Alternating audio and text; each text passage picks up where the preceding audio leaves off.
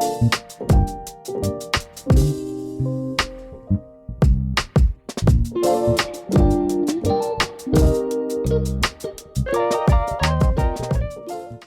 friends, and welcome back to Dare Me to Prosper. This is episode 10. My name is Avery, and this episode is actually a part 2 to last week's episode, which was about deconstructing Christianity. So you'll definitely want to listen to that one first if you have not yet listened.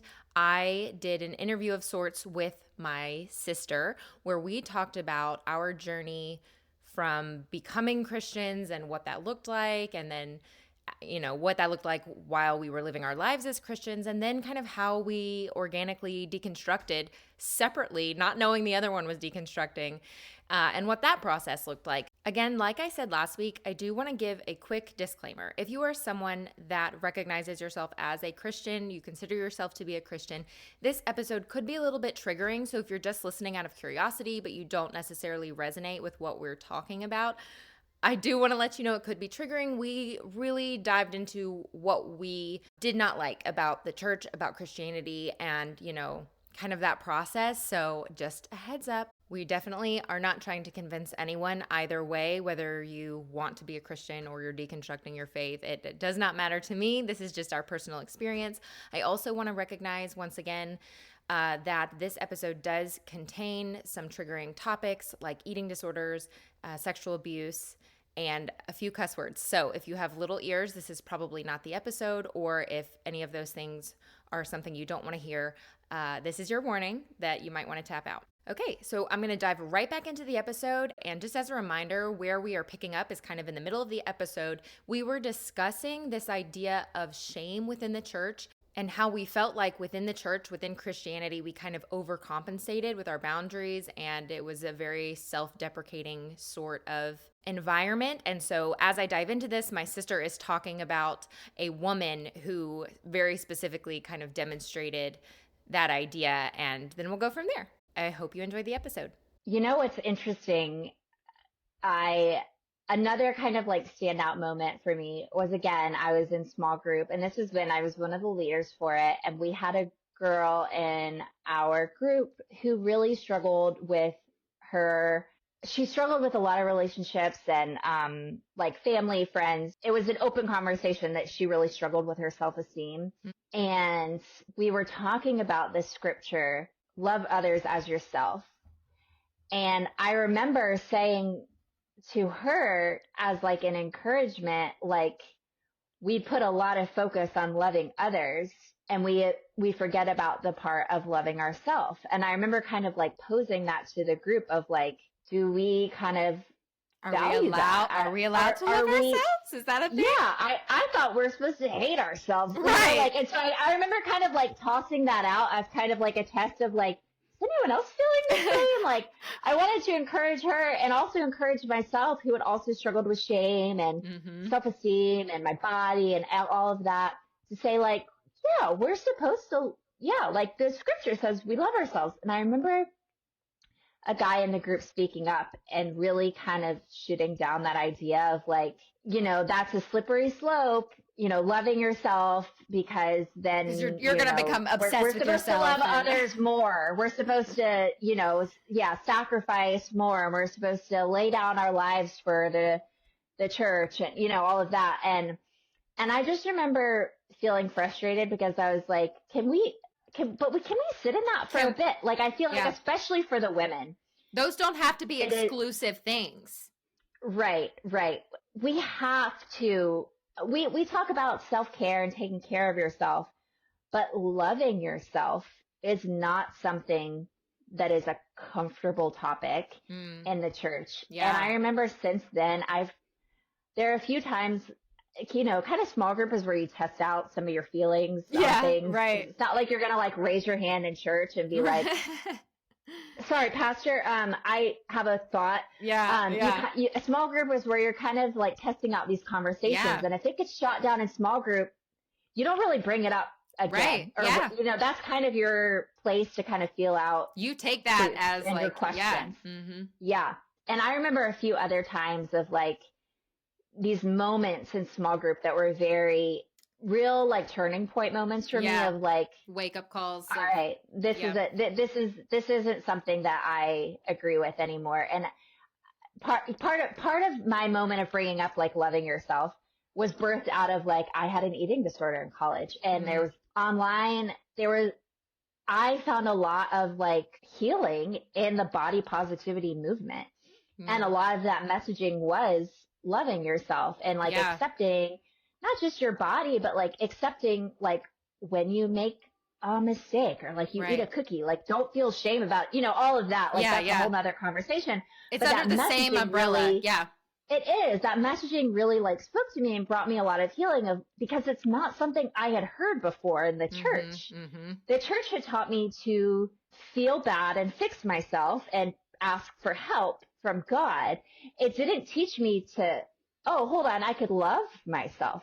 And so that was kind of like the body positivity kind of like movement happening amongst women, I think kind of like also started to spark that concept of like, I can, that I can love me. And that was new.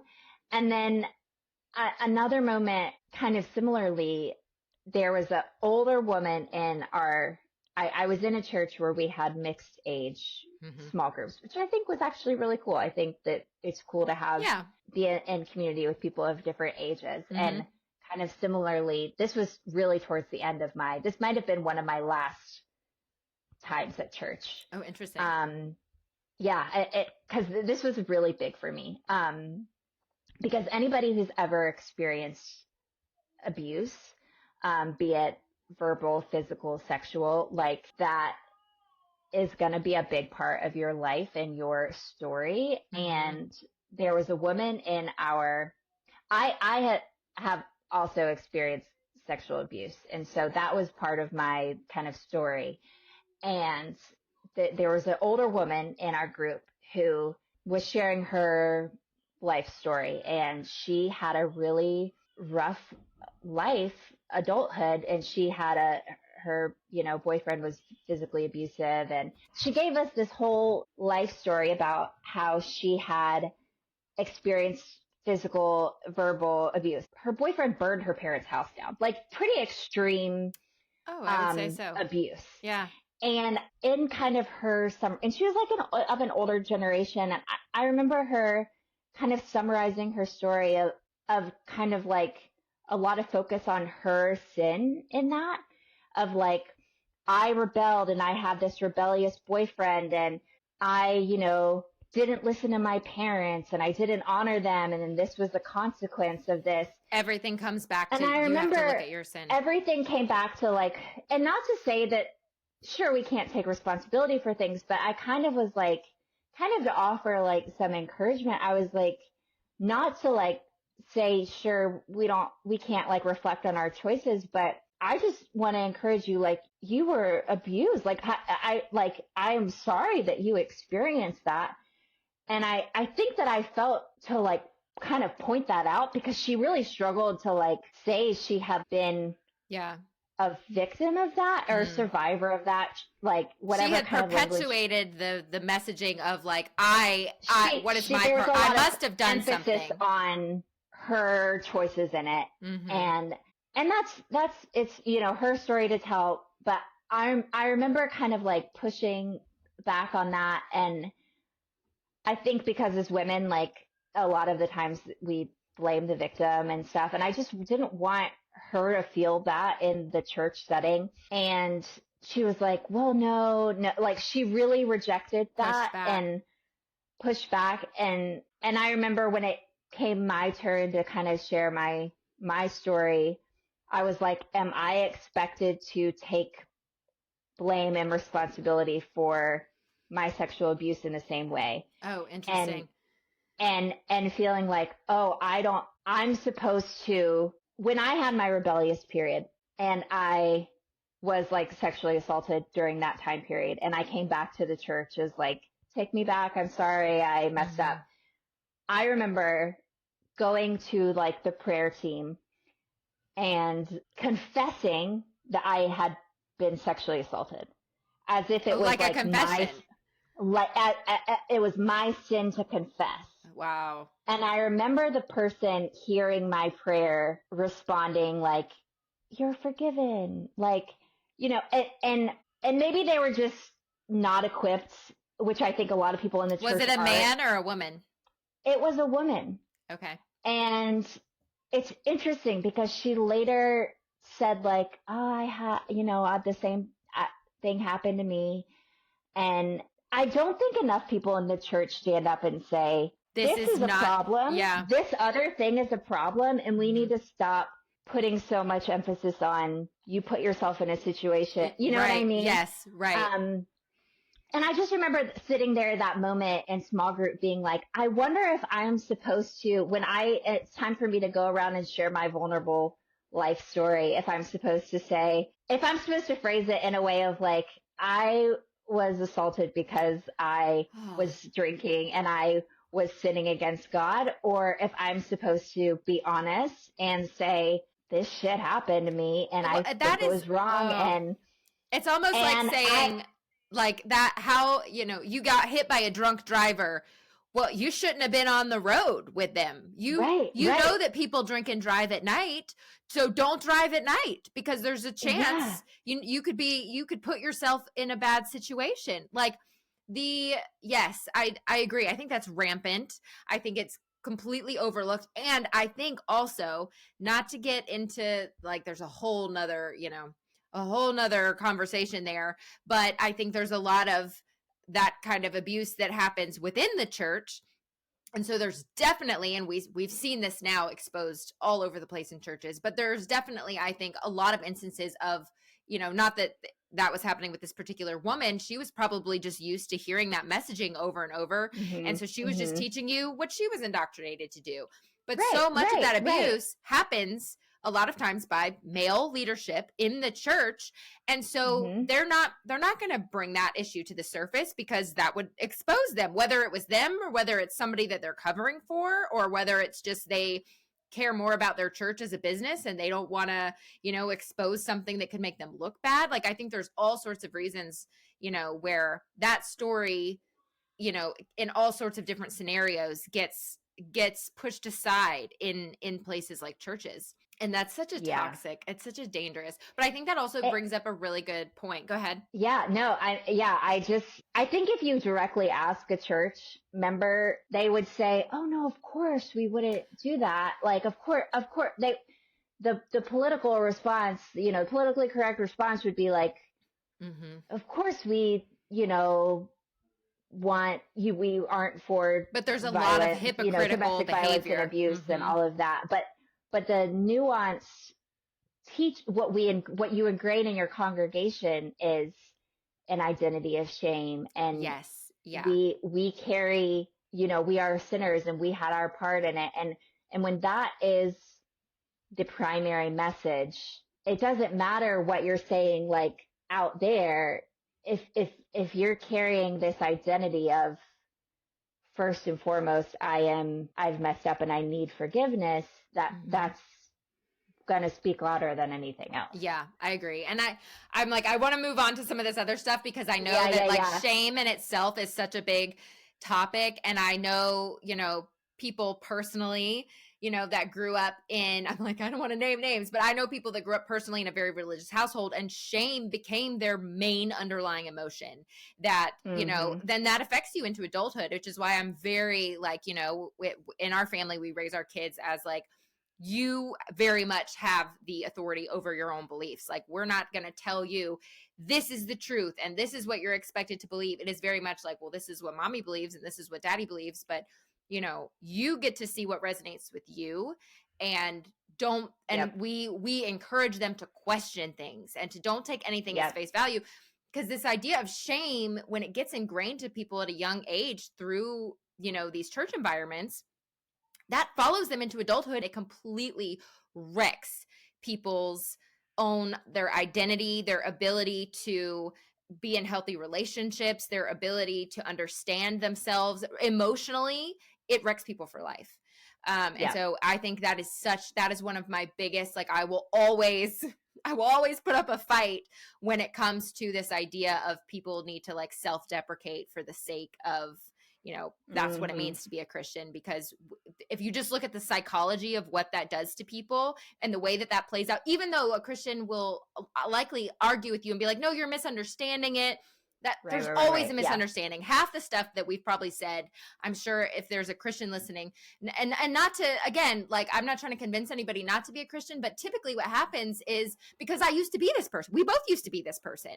So I Right, can right. say Yeah, yeah. they used to be, the argument is there's always an explanation. Like, no, you're misunderstanding it. That's not what it really means. Let me explain to you what it really means.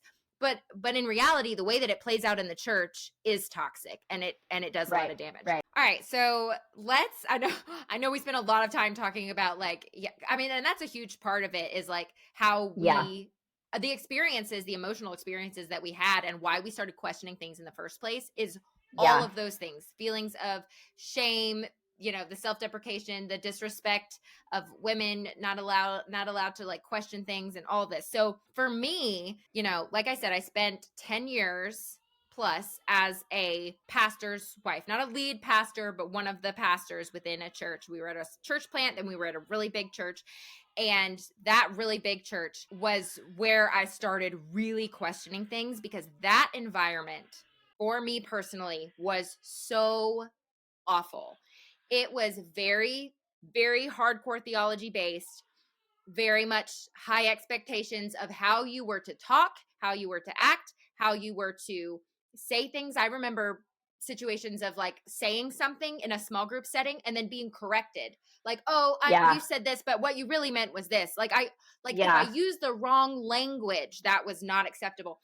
And all of those things really caused me to just be like, this doesn't, like you were saying, this doesn't feel good. And just for the yeah, sake of time, I don't want to necessarily dive into like every single thing, but there were just so many experiences like that where I was like, I do not like the way that this Christian culture says all of these things, but it acts completely differently. Like it's supposed yeah, to be a place of love and understanding and respect and service, and really my experience was that no, Christians are actually, in my experience, some of the worst people to offer those things. There was no love, there was no understanding, yeah. there was no mutual respect, there was just very high expectations. And not only that, Mm-hmm. but some of these like high church leadership, pastors, there were situations where my husband and I either or would ask questions that like, hey, have you ever thought about like this? Like, I really struggle with this question, in terms of like biblical history or things that like didn't align with, say, like science or mainstream ideas, and just asking, like, how do you answer that? Like, what do you think about like dinosaurs and the age of the earth? Like, how do you reconcile? What's your answer for that? How do you, just to try to, see where they were at, Yeah, especially yeah, my husband, who had taken a lot of like actual college classes on religious history and knew a lot. The feedback that he would often get was like, basically like, we don't ask those questions. Like it right, was kind of right. like a not like a non-answer, like, oh, I don't know, they just don't go down that road. And to me, those types of responses were such a red flag of being like, you mean to tell me you're not even gonna try to answer these questions? Like, these, basically what it communicated to me was these difficult things that you can't quite reconcile, that don't really make sense with what we know about our history, or what seems to be proven to be true or whatever. It's not that they like did a bunch of research and came to a place, or that they even really sought out like spiritually an answer. It was like, we just ignore that. That was the Mm-hmm. response. And so that was another huge red flag of like, I just can't, that really bothered me. I don't feel comfortable just ignoring these feelings, these questions that I have, and just kind of throwing my hands up, be like, that's too scary. That's too scary of a path to go down. I don't really want to, I don't want to mess with that. And so, I had these questions and these feelings for years, that I kind of just played the part and I did what I needed to do, and I was earnest in a lot of it. And now I do think that was like a period where I was placed specifically in that church because I think it allowed me, it was like a pressure cooker that allowed me to be put in a difficult situation where I was forced to ask my own hard questions and really see what authentically I believed. Mm. And that's exactly what happened. Was over time, it was just like it started to fall apart, and I started to ask more and more questions that just never other people just didn't ask or weren't interested in asking. I didn't resonate with the way that women in general were viewed or treated. I really didn't appreciate a lot of the language that was used in that church, or people that they would recommend, like different, podcasts or books that were recommended by the pastor. You would go and read them or listen to them and be like, this is really, again, like suffocating. And so really it was in 2020 when at some point this is such a common story, right? Like everybody in 2020 went home and had some sort of awakening, Yeah. whether Yeah. it was in a relationship or whether it was at work and a lot of people, it was like a spiritual awakening, right? Where we had time all of a sudden to be home and kind of sit with our thoughts and ask Mm-hmm. questions, and we had time to research and explore things we didn't always have time to do. And that's what I did. So with some of that time at home, I started, listening to, I think I just on social media, but with the way algorithms work, obviously I was interested in kind of what other people were saying about how they had deconstructed their faith, or these other questions, just people's stories about what they believed spiritually. And I was just Yeah. curious. And so as I started to listen, really what my launching pad, which when I say this, I'm like, it's so basic. It's so like, oh, of course you did. But Yeah. what it was somebody brought up the book The Secret, which is, Mm-hmm. as Mm-hmm. most people know, a book, and then later it became like a movie, like a documentary style movie Yeah. Yeah. Yeah. about manifesting and the law of attraction. Yep. And I saw an influencer talk about this book, and I remembered, I was like, wait, I have that book. This is so funny. I have that book. Dad had given it to me when I went to Mm-hmm. college. He gave me the book and he wrote a little inscription in it, but I had never read it. Why? Yeah. Because I was so Christian that I was like, oh, I had always Exactly. been taught, yeah, this is nonsense. This is like Yeah. That is anti-Christian, demonic. sacrilegious. Yeah. Yes, Yeah. exactly. Yeah. And so I kept it because Dad gave it to me, but I had never read it. And so, but now, I saw this girl talking about it, and I was like, you know what? I'm going to go read that. That seems, I'm interested. I'm interested in what it has to say. And so, I read the book and then I watched the movie, and it really piqued my interest because it didn't really have anything to do verbatim with religion or spirituality, but with this kind of overarching energy, kind of, like it's almost, and I don't even think that they really reference this much, but my big takeaway was that, kind of like working with God's energy and the law of attraction to like manifest things in your life, which who doesn't love the idea of manifesting, right? It's such a, it's It's truly interesting topic. another way to describe prayer. It Yeah, it right? Yeah. it's just another kind of description of how to approach connecting with God. Yes, Like exactly. it And you can go and it into like the scripture and all of mhm. that to, like reaffirm that. But that was, yeah, what that really resonated with me. And I found it really Mhm. interesting. And I was like, heck yeah, like let's learn more about this. And so from there, that's when it was like, okay, cat's out of the bag. We're going all in. And I was reading all the books and listening to all the podcasts and watching different videos and anything. I was just like, soaking it up because I was like that. I got a little peek into this world that it just felt so much more aligned with me and what felt right to me. And I know so many people that are in a religious state will be like, it's Satan tempting you. And I have to Yeah. violently disagree with that and feel like Yeah. if it feels good in your body versus if it feels bad in your body, that you shouldn't ignore that. Like oftentimes what feels good in your body and what resonates with you is good for you, and what doesn't feel Yeah. good isn't. That is your body's warning system or your green light, that you should Yeah. pay attention to that.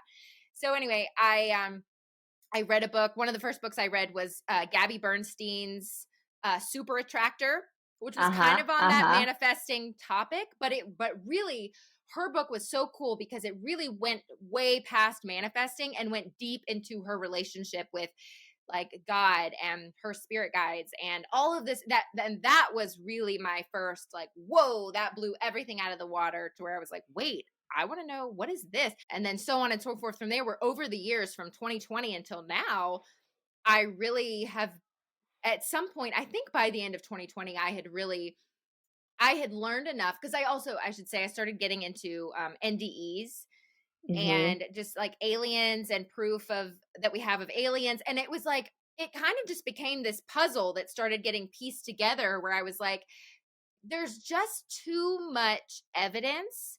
Not only is there evidence, but also this just feels so right to me. Like, this Mm-hmm. feels, I resonate with these ideas so much more. I always had to kind of force Christianity in some way, shape, or form. I had to kind of just grit my teeth and bear it, even when it didn't feel good. And this did not feel that way whatsoever. And so as I started to piece together, like, wow, all these people that have near death experiences, they all say the exact same things of their experience. There's so much overlap. These people that don't know each other, I read books about that. Just this idea of aliens, which is another thing the church just doesn't want to touch. Like, hey, what do you say about Mm-hmm. aliens? Like, our government's kind of, we have some disclosure now. We're seeing information come out. Like, if aliens one day land in the front lawn, what is the Christian community going to do with that? Yeah. Like, they're Yeah. going to have to, Mm-hmm. face it at some point. And so I just, as those puzzle pieces started to fall into place, I was like, you know what? I think I have enough information here. This feels so good. I am loving how it makes me feel. My relationship with God feels completely just opened up to a whole new world. It feels so much more real and deep and authentic. And I'm not, nobody else is telling me what is truth and what's not truth, or what to believe and what not to believe. I'm defining that under Right. an Right. umbrella, maybe of spirituality, but I'm getting to choose at the end of the day what I believe. Yeah. And so by the end of And you can 2020, test that by your body, yes, like how yeah, it feels in your body. Yeah. exactly. Your Yeah. emotions are quite literally like your kind of alert system for what is good for you or not good for you. Even if it's just your own emotions, like anger, it's like that's your body telling you something's not aligned. Your emotions are Yeah. your body's way of saying this is aligned for you or this is not. And so yeah, by the end of 2020, I was really like, okay, I don't think I'm a Christian anymore. I don't think that, Mm-hmm. I no longer believe in hell. I no longer believe that you have to ask for forgiveness to be Yeah. saved from this hell that I no longer believe exists. I don't Right. believe that. Right. I believe that, we all go back to the same place, that this idea of hell does not exist. I came to understand and believe that the Bible was misconstrued and not, we understand it in this really dumbed down, simplistic way that's not, in my opinion, very accurate. And so all of these things, I just slowly, I got to define it for myself, and that was huge. So what was your kind of moment, or timeline of like, okay, I'm making the switch now. I can confidently say, like, I don't think this is for me anymore. Yeah. Yeah. It's funny that you mentioned, I mean, I'm sure a lot of people, like you said, will relate, but that 2020 was a pretty pivotal year. And I think just like a lot of people not being physically in the church building, I think gave us freedom to like spend our time away from that and see how that felt. And I think for me that, you know, not attending church and not being in that every week, I started to feel better, like Mm-hmm. lighter and just kind of like I started to feel good and not like I didn't feel so bad about not being there, feel bad about not wanting to go to church or, like, so that was kind of like my first taste of like, oh, this is kind of fun not going to I like church on this. Sunday. This Yeah, is kind yeah. of nice. Get to sleep in, that was Right, kind of yeah. the first step. And through that, another really pivotal part of my kind of deconstruction was I was going through infertility and Oh, at the same time, funny yeah. at the same time. And I had, after years of struggling, I was like, I'm going to try some alternative things. And as a Christian, like I was pretty open minded in terms of like alternative medicine and stuff, and I think most Christians are, and it's becoming more accepted now, but in a lot of churches, it's still like acupuncture is related to Easter, like Buddhism, like Oh, you got kind of, it's it like depends on slippery how, like, slope, like conservative they are. how Yeah.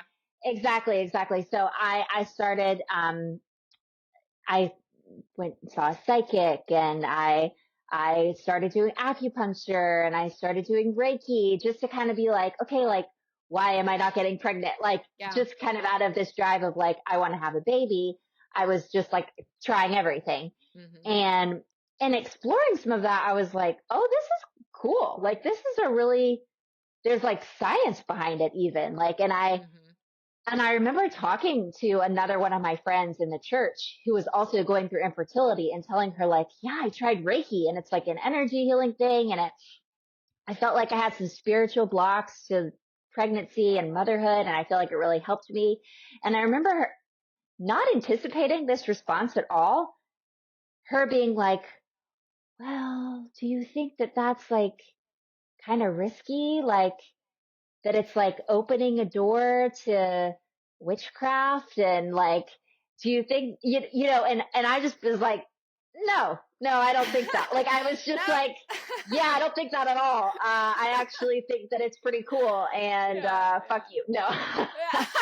I, I mean, it is I so. just remember being like, Yeah. I was like, no, I don't think it's witchcraft. I think it's a really cool way to learn about your body. And, Yeah.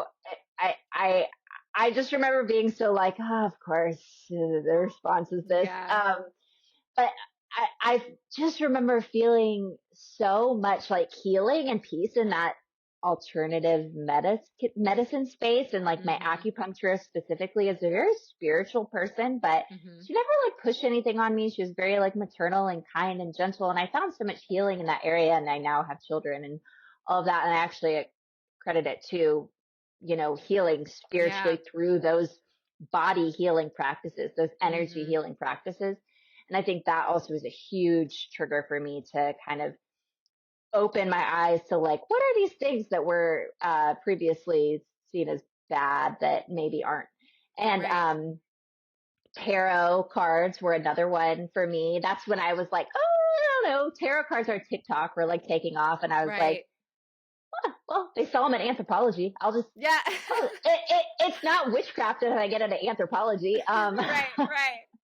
I literally have my tarot cards holding up my Full iPad right now. circle society. Yeah, truly full circle. And I think, yeah, I just through the process of finding that healing and infertility, and learning more about energy work, and our bodies are more than physical.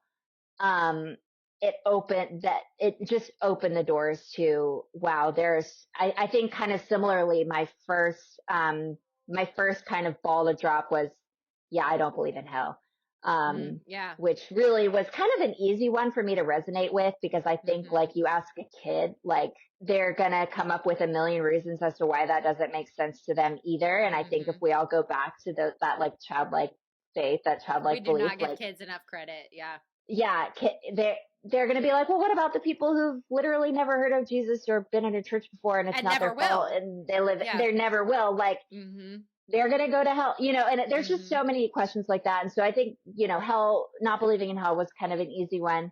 Hearing stories about reincarnation was also super fascinating to Oh me, and yeah, kind of yeah, similarly yeah. near I death meant to mention that too. experiences of Yeah. people having near death experiences, and how none of them talked about hell. And I'm sure that you could find some stories online and books and things of people that had a scary experience during an Mm-hmm. NDE, but But it's the not the vast same as majority hell. of them, it's not the Yeah. same as hell. And Mm-hmm. the almost all of them say how it's just love, and it's so Mm-hmm. much simpler, and like so much more peaceful, and like it Yeah. just, again, feels so much better in your physical body. And I I started to be guided by that, by what felt good physically. And I feel like that aligns so much with psychology too. And like, I think the whole process of deconstruction for me was more about trusting myself, learning how to trust myself, and believe that I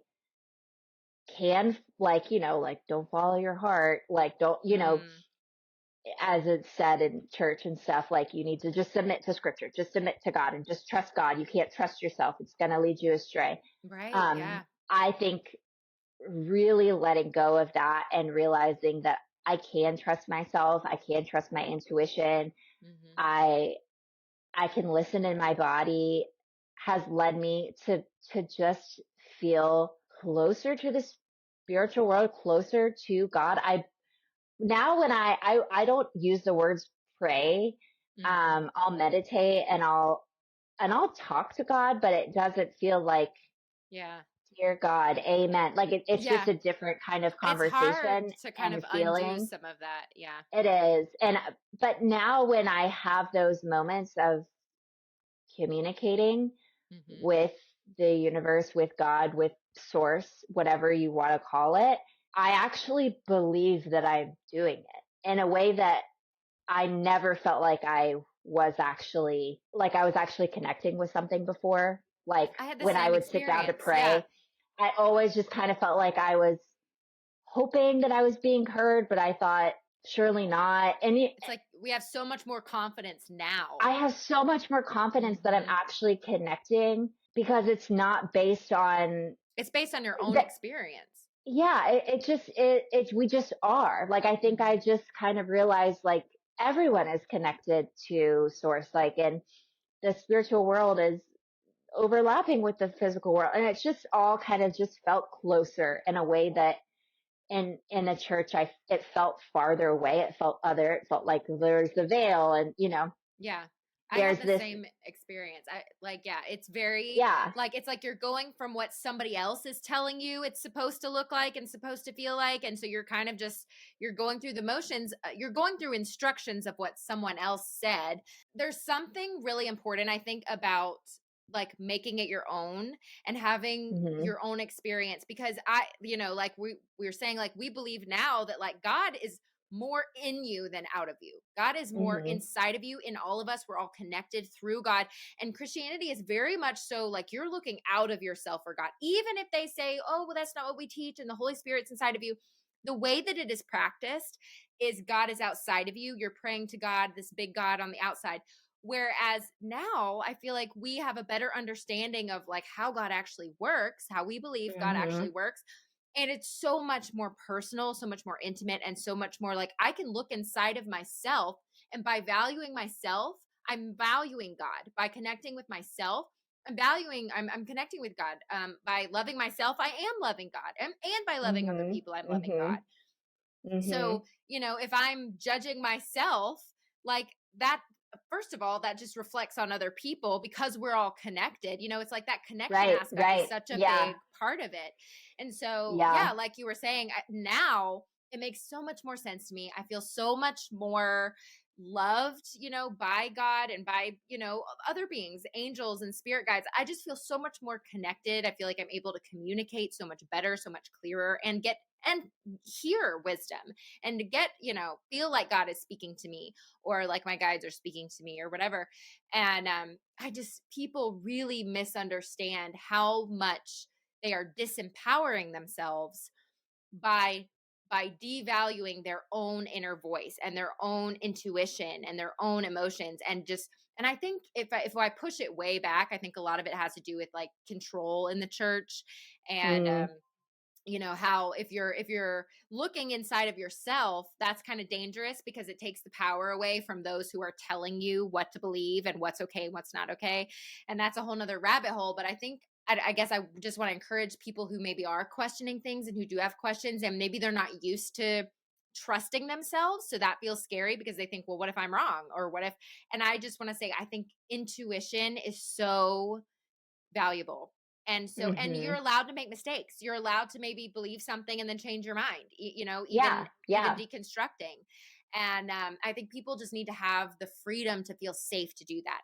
And it is scary. Like I said, I've lost friends. I did my best friend of like 10 years when I kind of told her, like, hey, I'm not really resonating with this anymore. And this is why, and this is where my thoughts are at.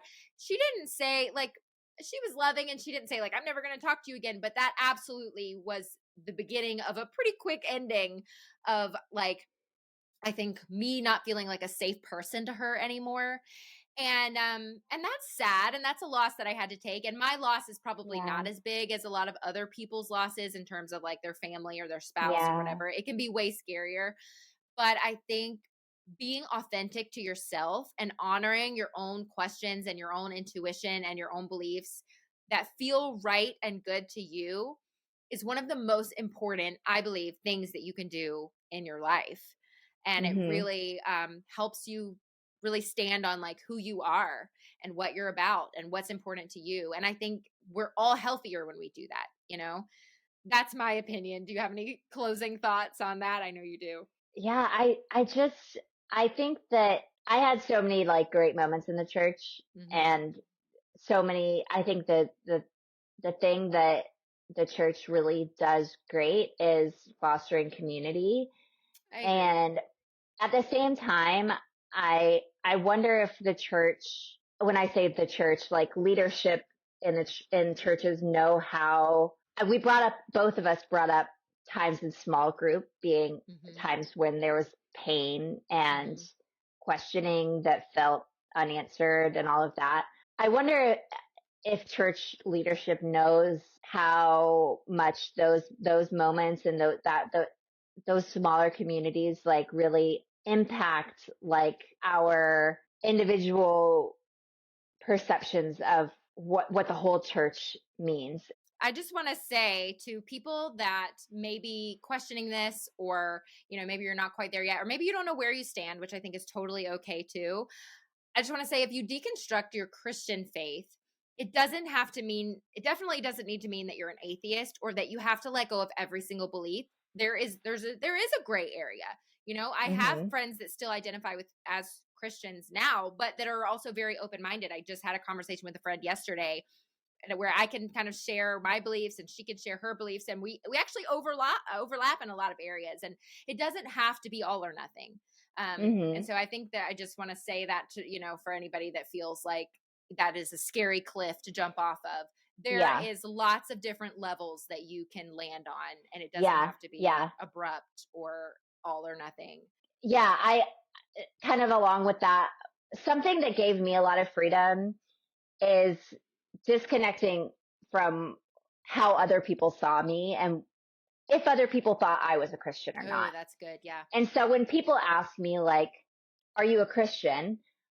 I think now I find much more freedom in saying like, well, I mean, some people would say that I'm not. I mean, depending on who you ask, Right. you could disagree with me or not. Like Yeah. now I'm at a point where I don't feel like I identify with enough of the beliefs to really say I am a Christian. But Hmm. throughout the process, like there was a lot of times over the years where I was like, yeah, I am a Christian. Hmm. Um, but you might not think I am, and that's Right. okay. Yeah. And Yeah. like being okay with that, I think was really freeing for me, and like genuinely being okay. Like, oh, it doesn't matter if you think I am or not.